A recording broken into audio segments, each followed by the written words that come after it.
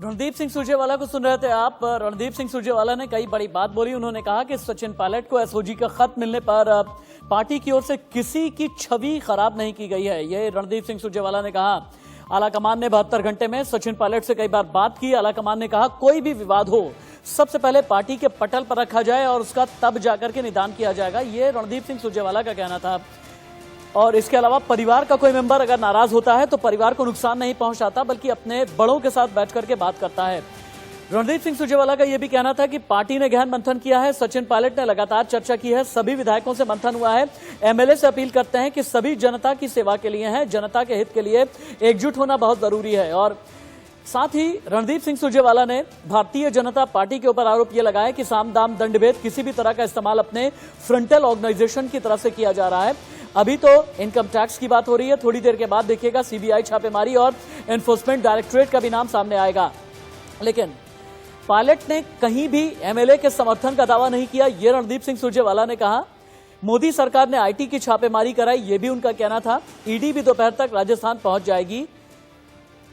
कोई मतभेद है तो पार्टी के दरवाजे खुले हैं, सचिन पायलट के लिए यह बात कही गई है। सचिन पायलट के लिए हमेशा ही पार्टी के दरवाजे खुले हैं। दुर्भावना से केंद्र सरकार के कई विभाग अपने काम में जुटे हैं। पायलट का पार्टी विरोधी कोई बयान नहीं आया है। सचिन पायलट ने कहीं भी एमएलए के समर्थन का दावा नहीं किया, इस तरह की कोई चिट्ठी उनके सिग्नेचर के साथ में नहीं आई है। और सचिन पायलट से 48 घंटे में 72 बार बात हुई है, यह भी कहना था रणदीप सिंह सुरजेवाला का। बीजेपी सरकारी मशीनरी से धमकाती है। कांग्रेस प्रवक्ता रणदीप सिंह सुरजेवाला को आप सुन रहे थे, बीजेपी कायरता पर उतर आई है। मेरे सीनियर कोलीग अजीत मंदोला मेरे साथ में हैं और प्रेम कुमार जी राजनीतिक विश्लेषक भी मेरे साथ जुड़े हुए हैं। प्रेम कुमार जी, आपको क्या लगता है? रणदीप सिंह सुरजेवाला का यह कहना है कि सचिन पायलट से पिछले 48 घंटे में कांग्रेस आलाकमान ने कई बार बात की है। अगर बात की है उसके बावजूद भी सचिन पायलट की नाराजगी है, इसका मतलब क्या है? दाल में कुछ काला है या पूरी दाल ही काली है? देखिए राशिद जी, विधायक दल की बैठक से पहले ये प्रेस कॉन्फ्रेंस का होना इस बात का ही संकेत है कि सब कुछ ठीक है, उन लोगों ने पार्टी ने मैनेज कर लिया है, बहुमत का विश्वास है, ये इस प्रेस कॉन्फ्रेंस से झलकता है। अगर स्थिति अनुकूल नहीं होती तो ये प्रेस कॉन्फ्रेंस अभी नहीं होती, बाद में होती। यानी नंबर गेम में अशोक गहलोत सरकार ने खुद को बचा लिया है। हाँ। लेकिन पार्टी डैमेज कंट्रोल का भी काम करना चाहती है और उस छवि को भी बचाना चाहती है कि जैसे वो ज्योतिरादित्य सिंधिया को नहीं रोक पाए तो इस बार सचिन पायलट के साथ ऐसा न हो। तो उन्होंने इस प्रेस कॉन्फ्रेंस से एक खुला मौका दिया है कि अब आपके पास नंबर भी नहीं है, आप बगावत कर चुके हैं, आपको बीजेपी भी उस तरह से खुल के साथ नहीं दे रही है, ये इशारों में संकेत है, तो आप आ जाइए, आपको हम अवसर देते हैं। तो सचिन पायलट के लिए ये अवसर है कि वो अपने घर वापसी करें। अपमानजनक उनके लिए जरूर होगा, लेकिन इससे ज्यादा अपमानजनक स्थितियां होंगी अगर वो कॉम्प्रोमाइज नहीं करते हैं। एक बात और है कि जिस तरीके से अपने ही प्रदेश कांग्रेस से उनके पोस्टर हटाए गए हैं, तो इसका मतलब ये है कि राजस्थान के कांग्रेस के लोगों में सचिन पायलट को लेकर के एक गुस्सा है और जो सेंट्रल लीडरशिप जो बात बोल रही है वो उसको सचिन पायलट को वापस लाने के बावजूद उनको एकोमोडेट कराने में काफी मशक्कत करनी पड़ेगी, क्योंकि ये पार्टी की सरकार को गिराने की हद तक जाने वाला मामला है। इसलिए विधायकों का गुस्सा इतनी जल्दी शांत भी नहीं होगा, ऐसा मुझे लगता है। लेकिन फिलहाल कांग्रेस आलाकमान की प्रायोरिटी ये है कि किसी तरीके से ठीक है, आपकी बात मैं बिल्कुल समझ गया। आपका कहना यह है कि अगर सचिन पायलट को किसी भी तरह से मना भी लेते हैं तो इतनी ज्यादा एम्बेरसमेंट अभी तक हो चुकी है, तो ऐसे में सचिन पायलट को अशोक गहलोत के साथ एकोमोडेट किस तरीके से कराया जाएगा? अजीत मंदोला जी, रणदीप सिंह सुरजेवाला ने जितनी बातें कही हैं अपनी प्रेस कॉन्फ्रेंस में, जितने भी पॉइंटर्स उन्होंने बोले हैं, उनका यह कहना है कि कांग्रेस की सरकार राजस्थान में स्थिर है, 5 साल राजस्थान में कांग्रेस पार्टी काम करेगी। ईडी इनकम टैक्स कितनी भी रेड कर लें, लेकिन बावजूद हम लोग डिगने वाले नहीं हैं। क्या रणदीप सिंह सुरजेवाला के शब्द ये कह रहे थे कि राजस्थान में अशोक गहलोत के लिहाज से ऑल इज वेल? बिल्कुल, मेरा भी मानना है कि देखिए, जो जानकारी मेरे पास अभी तक आई है, 12:30 बजे विधायक दल की बैठक शुरू होगी। इस बीच केसी वेणुगोपाल जो संगठन महासचिव है पार्टी के, वो सोनिया गांधी के कहने पर इस बैठक में शामिल होंगे और उसके बाद पार्टी विधिवत रूप से इसको बैठक को करेगी और जो जानकारी मेरे पास है कि सचिन पायलट के खेमे में अब मुश्किल से 11 से 12 एमएलए रह गए, उनको मिला के उनकी संख्या 13 होती है। तो अब पार्टी ने सारी चीजें पुख्ता कर ली है। पुख्ता करने के बाद पार्टी अपनी तरफ से ऐसा कोई मैसेज नहीं देना चाहती है कि हमने अपनी तरफ से कोई पहल की या हमने सचिन पायलट को निकाला। लेकिन मेरी जो जानकारी है, पार्टी ने एक मैसेज दिया है सचिन पायलट को कि भाई अगर आप आना चाहते हैं आइए। हालांकि मुझे लगता नहीं है कि सचिन पायलट अब वापसी करेंगे, क्योंकि जो स्थिति बन गई है वहां पर राजस्थान में, या अभी सचिन पायलट खेमे की तरफ से जो भी उनके सलाहकार या रणनीतिकार हैं, उसमें वापसी की संभावना काफी कम बची है। लेकिन कांग्रेस अजीत जी आपके साथ बार बार कनेक्टिविटी इशू आ रहा है, शायद नेटवर्क की कुछ प्रॉब्लम है, दोबारा आपके साथ जुड़ने की कोशिश करेंगे। लेकिन रजत राकेश टंडन दिल्ली में जो सचिन पायलट का घर है, ठीक वहां से लाइव रिपोर्ट कर रहे हैं। रजत, रणदीप सिंह सुरजेवाला ने सीधे तौर पर यह कह दिया है कि सचिन पायलट को अगर कुछ भी कहना है, पार्टी फोरम पर आकर के अपनी नाराजगी जताएं, अपनी शिकायत करें, अपनी बात रखें। क्या सचिन पायलट यू टर्न लेंगे? पहला सवाल। अगर यू टर्न लेंगे तो क्या उनके लिए एम्बैरेसमेंट नहीं है? और तीसरी बात यह कि क्या अशोक गहलोत के साथ एकोमोडेट होने के लिए तैयार होंगे सचिन?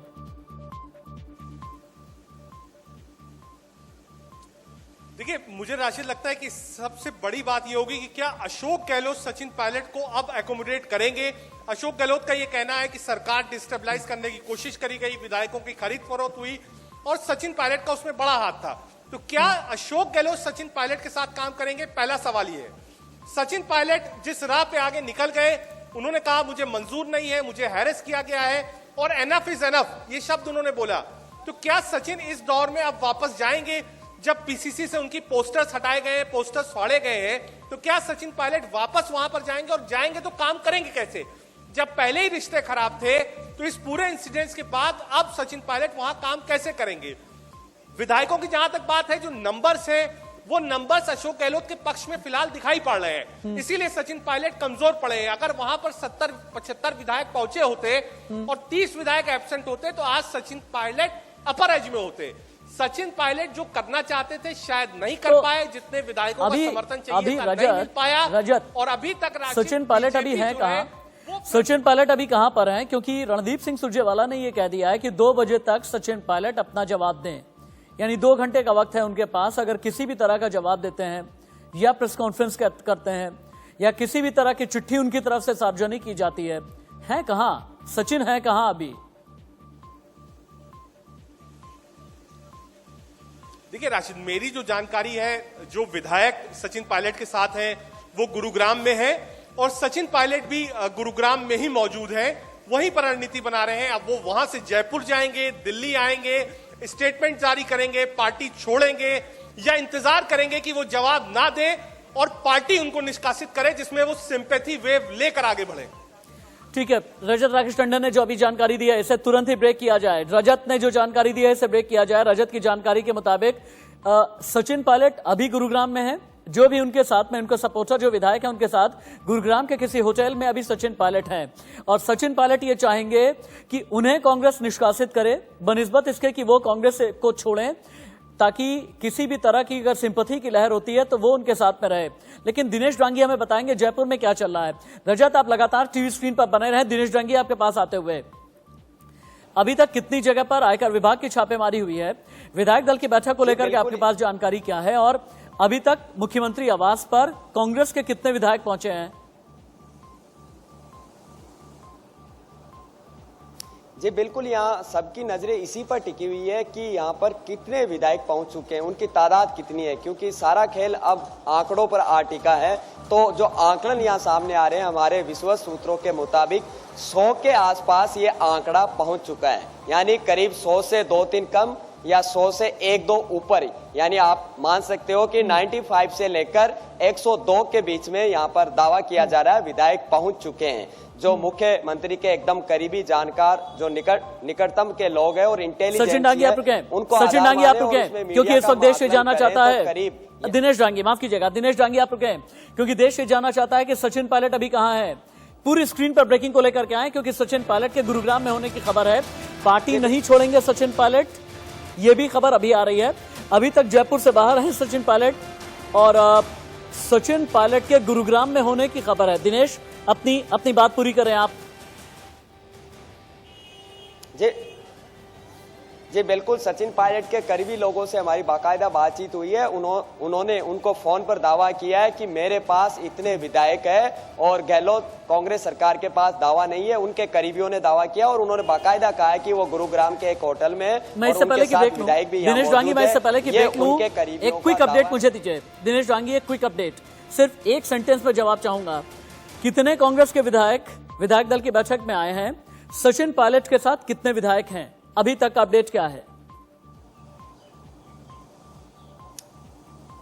जी बिल्कुल, यहाँ विधायकों का अगर हम एग्जिट फिगर की बात करें तो 95 से लेकर 100 के बीच में यहाँ पर विधायक पहुंच चुके हैं और एक माकपा के कम्युनिस्ट पार्टी के जो विधायक है बलवान पूनिया, वो भी यहाँ पर आ चुके हैं। और अब विधायक जो कहीं अटके हुए हैं या आ नहीं पा रहे तो 2-3 विधायक अंदर से जाते हैं और उनको पुलिस एस्कॉर्ट के साथ सीएम आवास पर ला रहे हैं। तो कह सकते हैं कि 95 प्लस विधायक यहाँ पर मौजूद है।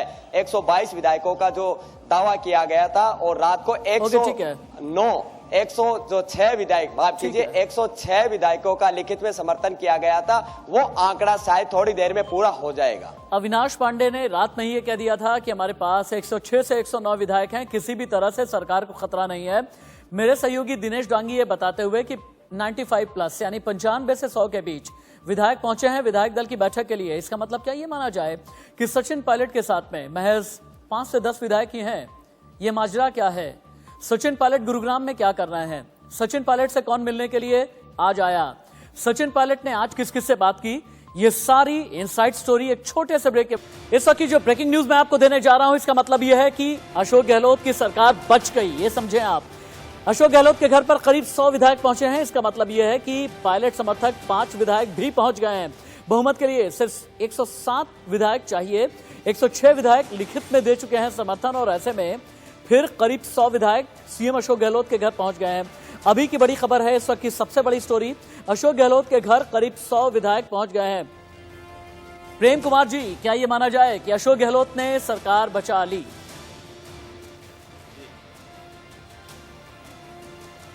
जी, आज की हेडलाइन यही है, क्योंकि आज सुबह जब शुरुआत हुई थी तो सबसे बड़ी चिंता, सबसे बड़ा कौतूहल का विषय यही था कि अशोक गहलोत सरकार बचती है कि नहीं बचती है।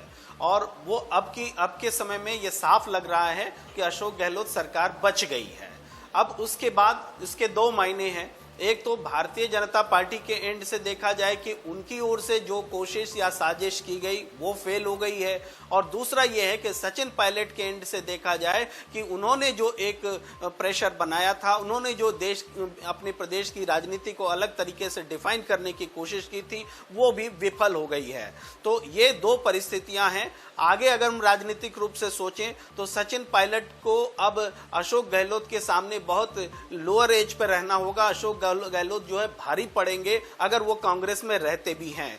वो नई पार्टी बनाने के बारे में सोच रहे थे। अगर वो ऐसा करते तो राजनीतिक रूप में शायद वो ज्यादा बेहतर स्थिति में होते बनिस्बत बीजेपी में जाने के। लेकिन अगर वो बीजेपी जो है उनको तब तक मंदोला जी यहाँ पर कई सवाल साथ नहीं लेती जब तक कि मैजिक। क्या भारतीय जनता पार्टी और सचिन पायलट दोनों ने ही एक भूल कर दी? उन्होंने अशोक गहलोत को कमलनाथ समझ लिया और यही उनकी सबसे बड़ी भूल थी। पहला। दूसरा ये, अब आगे क्या होने वाला है? आगे भी क्या सरकार स्थिर रहेगी या फिर नहीं, ये भी बहुत बड़ा सवाल है। और तीसरी बात ये कि क्या ये सचिन पायलट का बहुत बड़ा फेल्योर है, क्योंकि उन्होंने ये सोचा कि वो राजस्थान के ज्योतिरादित्य सिंधिया बनकर के उभरेंगे, भारतीय जनता पार्टी उन्हें हाथों हाथ ले लेगी और आगे चल के राजस्थान में उनके लिए इंडिविजुअल लीडरशिप बहुत ही ज्यादा वजनदार हो जाएगी। क्या बहुत बड़ी भूल हो गई सचिन पायलट से?